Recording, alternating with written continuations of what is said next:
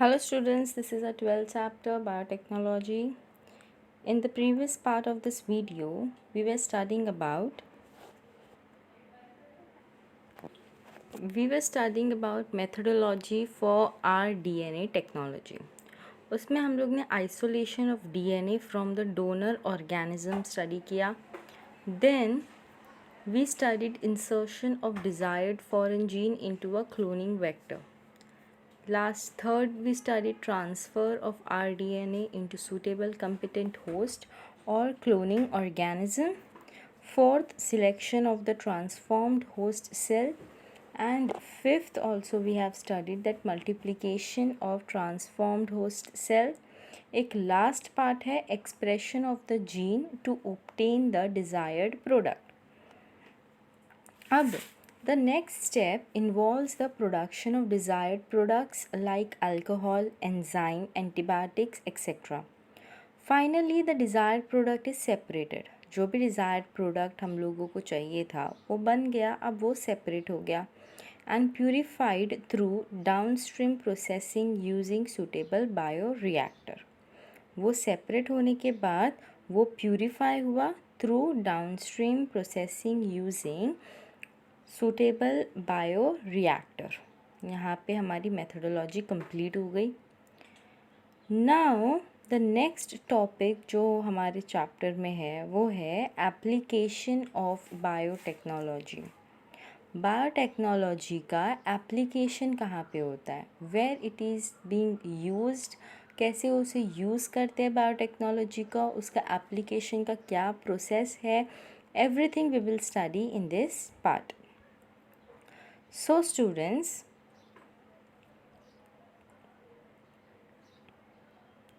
biotechnology is an umbrella term covering a broad spectrum of scientific applications used in many sectors. Biotechnology क्या है? Is an umbrella term. Umbrella term covering a broad spectrum. Umbrella term means एक बहुत बड़ा term है. एक बहुत बड़ा, बहुत सारी चीज़ें इंक्लूड करता है वो अपने अंदर, इसलिए उसको अम्ब्रेला टर्म बोला गया है. Biotechnology is an umbrella term which is covering a broad spectrum of scientific applications used in many sectors such as health and agriculture में बायोटेक्नोलॉजी का यूज़ है, इंडस्ट्रीज़ में बायोटेक्नोलॉजी का यूज़ है, इन्वायरमेंट में बायोटेक्नोलॉजी का यूज़ है, and also in genomics also. So biotechnology is an umbrella term which is covering a broad spectrum of scientific applications which is used in many sectors. उसके बाद first इसमें आता है health care biotechnology. Health से related biotechnology क्या करती है और किस तरीके से वो फ़ायदेमंद है. तो इट रिफ़र्स टू अ मेडिसिनल और डायग्नोस्टिक प्रोडक्ट और अ वैक्सीन. क्या रिफ़र करती है? एक मेडिसिनल या फिर डायग्नोस्टिक प्रोडक्ट और a vaccine. This technology has a tremendous impact on meeting the needs of patient की जो नीड है उसको पूरा करने पे ये टेक्नोलॉजी फोकस करती है. If patient need a needle तो वो नीडल देगी, कॉटन चाहिए कॉटन देगी, what ever the patient need, जो भी पेशेंट की नीड है उस पर फोकस करती है ये health care biotechnology. Biotechnology offers patient a variety of new solutions. एक न्यू सॉल्यूशंस देती है वो, such as unique, targeted and personalized therapeutic and diagnostic solutions for organ transplant. Organ जो ट्रांसप्लांट हो रहा है आज के वर्ल्ड में, आज के एरा में जो ऑर्गन ट्रांसप्लांट हो रहा है, that organ is transplanted just because of biotechnology. It would not be successful if biotechnology was not introduced in the world. Unique, targeted and personalise therapeutic हो गए हैं. पर्सनलाइज थेरेपेटिक कंप्यूटर में ही वो लोग ने ऐसा सिस्टम बना दिया है कि वो अपने आप पेशेंट को देखते ही बता देता है कि इसे ये प्रॉब्लम है या इसे ये प्रॉब्लम है. फिर उसके बाद ऑर्गन ट्रांसप्लांट होते हैं. स्टेम सेल टेक्नोलॉजी है। स्टेम सेल टेक्नोलॉजी से बहुत सारी चीज़ें हैं, तो ये स्टेम सेल टेक्नोलॉजी भी है। जेनेटिक काउंसलिंग है। Genetic counselling means anything related to gene problem. अगर किसी के कोई जेनेटिक डिजीज़ है या किसी के जीन्स कम है या जीन्स ज़्यादा है, तो इसको भी हील करता है ये बायोटेक्नोलॉजी। फिर आता है फोरेंसिक मेडिसिन। फोरेंसिक मेडिसिन में क्या आएगा, एवरीथिंग, कैसे वो इंसान मरा, व्हाट हैपन, हैंग करके मरा या किसी ने मारा है, everything we know about this biotechnology. Gene probes है। जेनेटिक फिंगर प्रिंटिंग है। जीन्स का फिंगर प्रिंटिंग लेते हैं ताकि हमें पता चले कौन सा जीन किसका है और कौन सा ऑफस्प्रिंग कौन से पेरेंट्स का है। तो ये हो गया genetic finger printing. And karyotyping are outcomes of biotechnology. Clear with this? Moving forward, एक है ह्यूमन इंसुलिन। इंसुलिन तो बहुत कॉमन सी चीज़ है students, we have studied about this word previously also. Insulin क्या है? Insulin is a peptide hormone. एक हार्मोन है, वो प्रोड्यूस होता है by beta cells of islet of Langerhans of pancreas. We have to remember this. This is very important from need point of view. Insulin is being produced in pancreas by beta cells of Langerhans. I'll repeat, insulin is a peptide hormone which is produced in pancreas by the beta cells of islets of Langerhans. It was discovered by Sir Edward Sharpe Scheffer in 1916 while studying islets of Langerhans. Insulin is essential for the control of blood sugar level. Insulin जो है वो बहुत ज़्यादा important role play करता है blood sugar level को maintain करने के लिए। Diabetes mellitus is a disease in which some people can not make insulin themself. Diabetes mellitus जो आजकल की बीमारी है वो बहुत ज़्यादा कॉमन है, हर घर में एक पेशेंट रहता है डायबिटीज़ मेलाइटस का। तो डायबिटीज़ मेलाइटस क्यों हो रही है? क्योंकि उसका शुगर लेवल कंट्रोल में नहीं है। Diabetes mellitus is a disease of insulin जिसमें people can not make insulin themselves, वो लोग खुद से इंसुलिन नहीं बना पाते हैं।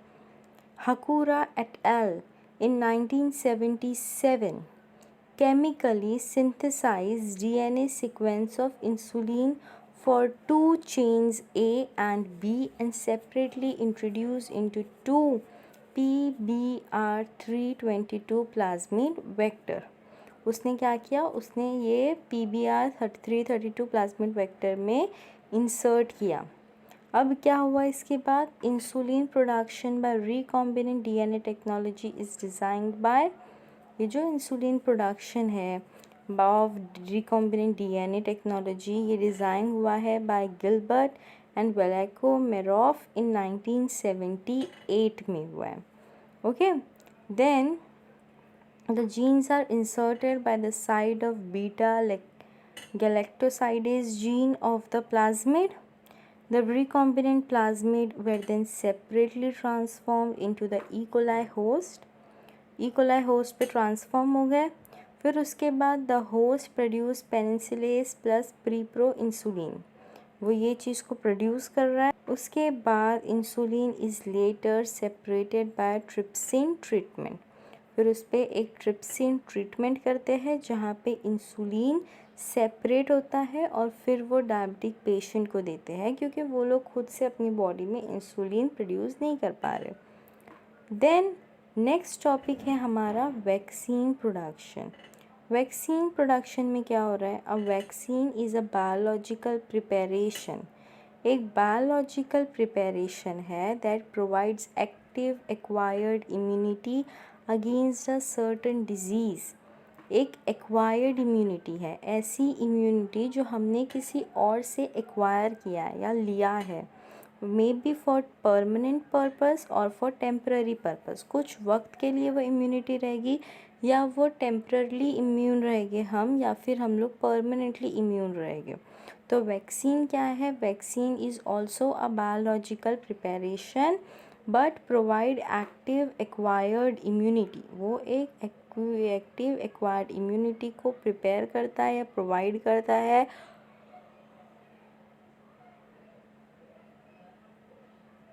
against a certain diseases. Usually, a vaccine consists of a biological agent that represent the disease causing microorganism.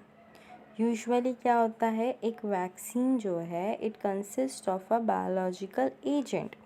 Vaccine के अंदर बायोलॉजिकल एजेंट्स होते हैं। वो एजेंट क्या रिप्रेजेंट करते हैं? वो डिजीज़ कॉजिंग माइक्रो ऑर्गेनिज्म को। It is often made from a weakened और killed form of the microorganism. कैसे बनता है ये? या तो एकदम वीक या फिर killed form of the micro organism. हम लोग ने हमारे 3rd चैप्टर में एक एक्सपेरिमेंट किए थे माइस वाले पे। तो माइस पे जब एक्सपेरिमेंट हुआ था तो हीट किल्ड माइक्रो ऑर्गेनिजम्स भी वर्क किए थे माइस पे, और वो माइस मर गया था। पहला जब सिर्फ हीट किल्ड डाले तो नहीं मरा, बट अगर जब उसको कॉम्बिनेशन में डाले हीट किल्ड और एस स्ट्रेन के साथ तो वो माइस मर गया था। If you remember 4th chapter में हम लोग ने पढ़े थे। तो ये वैक्सीन कैसे बनती है? वैक्सीन भी वीकेंड और killed form of micro organism से बनती है। इट्स टॉक्सिन और one of its surface protein antigen.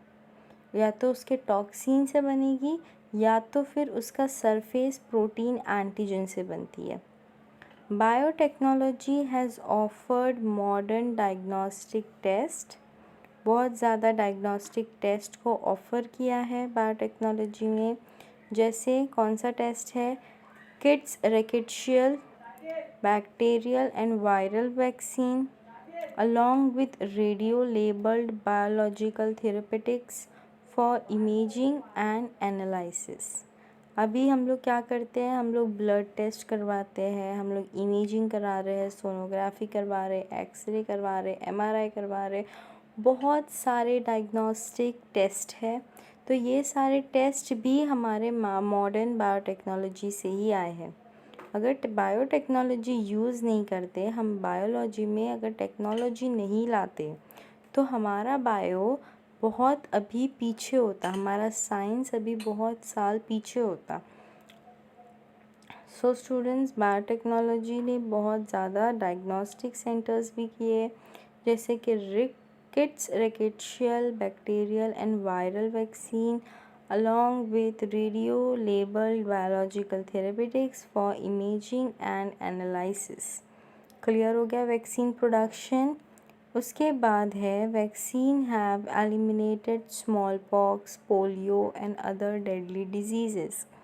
We all are aware about this diseases. तो वैक्सीन ने स्मॉल पॉक्स को, पोलियो को और जो दूसरे डेडली डिजीज़ेस थे उन सबको ख़त्म किया है for the last several decades। Biotechnology has made advancement in vaccination by making recombinant vaccine that have the potential to eradicate non-communicable diseases। उसके पास किस चीज़ का पोटेंशियल है? It has the potential to eradicate the non communicable disease. जैसे कि cancer है, cancer communicable नहीं है but वो इराडिकेट भी नहीं हो रहा है क्योंकि यहाँ से वहाँ फैलता नहीं है, बट उसे कंट्रोल किया जा सकता है। Naked DNA vaccine, viral vector vaccine and plant derive vaccine are found to be most effective against a number of bacterial and viral disorders। तो ये सारे वैक्सीन्स हमें यूज़ करना चाहिए बिकॉज़ ये बहुत ज़्यादा इफ़ेक्टिव है against the bacterial and viral disorders। Coming to the next slide, next है हमारा ओरल वैक्सीन या फिर एक है novel approach. What is oral vaccine या ओरल वैक्सीन क्या है? The latest hot spot in the field of vaccine research In the development of vaccine which can be taken orally, immunogenic protein of certain pathogen is found to be active when administered orally. इतना clear हो गया students? क्या पढ़े हम लोग ने कि जो latest hot spot in the field of vaccine research है, in the development of vaccine, हम लोग ने बहुत सारी वैक्सीन्स ऐसे भी बनाए हैं डॉक्टर्स ने जो कि ओरली ले सकते हैं by the medium of mouth.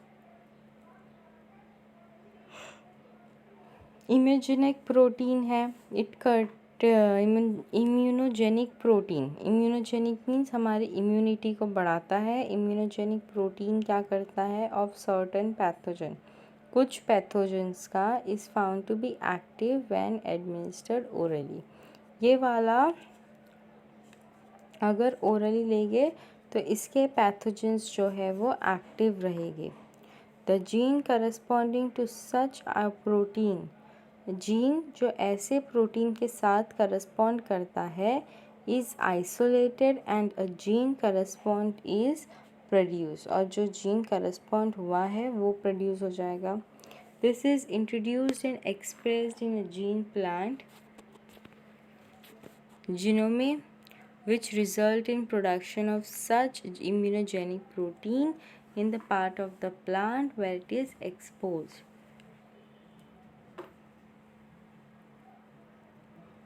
फिर क्या होता है? This when fed with animals और mainly humans, the person become vaccinated against certain pathogens. Such vaccine are also known as edible vaccine. Then an exciting invention is produced of melt in the mouth vaccine that can be determined by placing them under your tongue that delivers it into the blood stream. अगर blood टंग में हम लोग vaccine रखते हैं तो वो directly हमारे blood stream पे जाती है.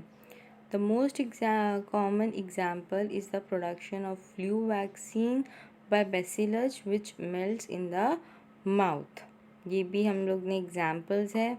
फिर the tremendous benefit of such vaccine is the comfort of administration. मुंह से लेने में ज़्यादा कंफर्ट है as compare to the vaccine जहाँ पे हमें इंजेक्ट करके लेना पड़े. फिर वो वैक्सीन जो मुंह से लेना होता है वो वैक्सीन लो कॉस्ट की होती है and very easy of storage.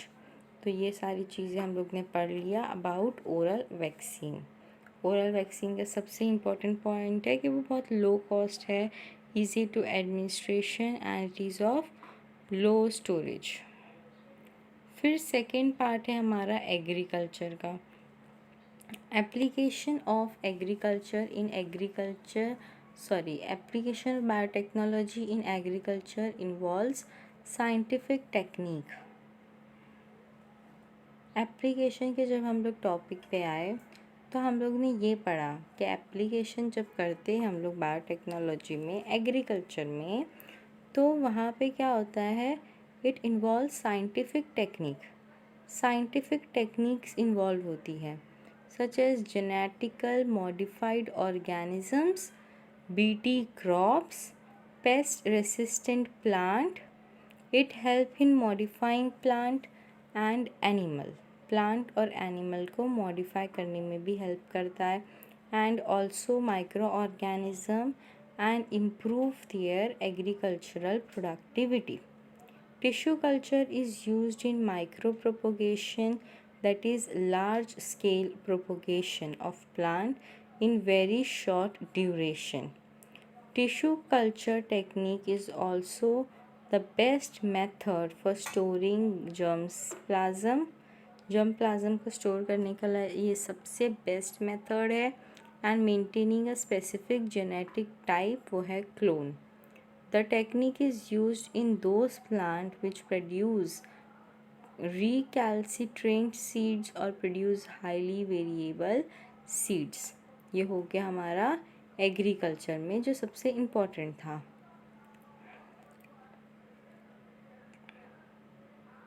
Next slide पे हमारा नेक्स्ट टॉपिक है जीन थेरेपी.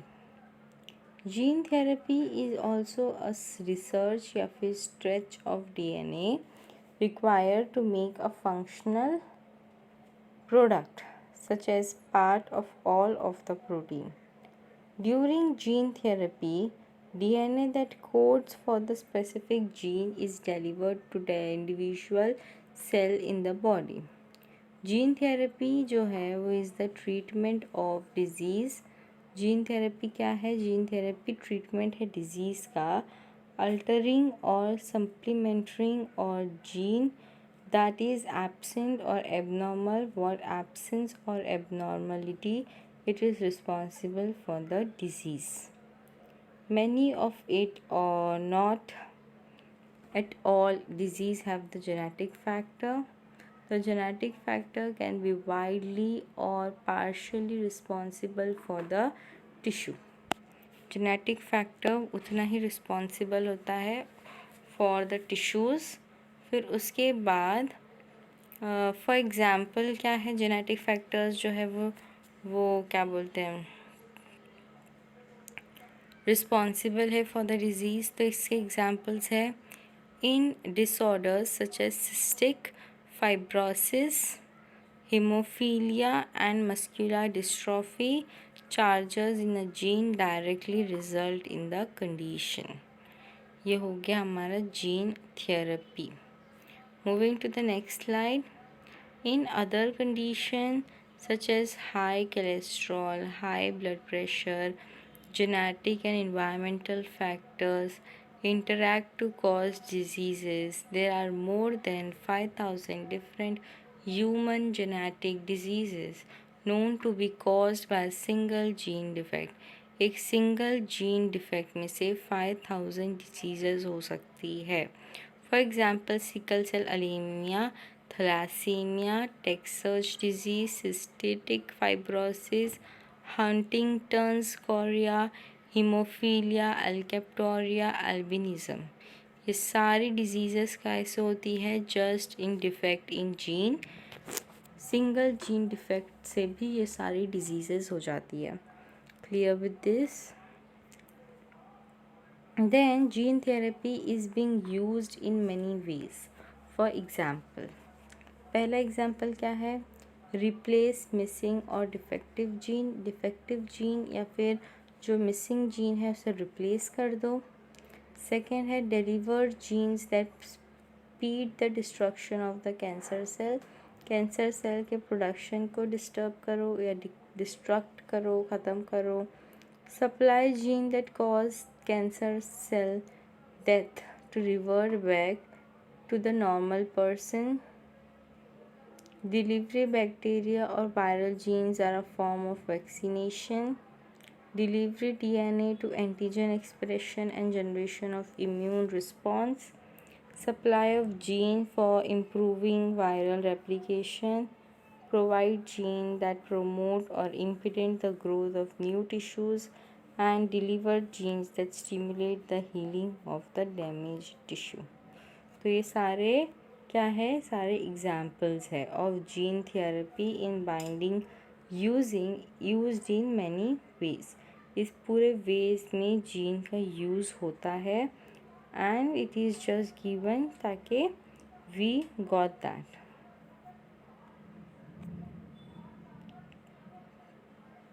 फिर हम लोग यहाँ से students next topic next class से स्टार्ट करेंगे।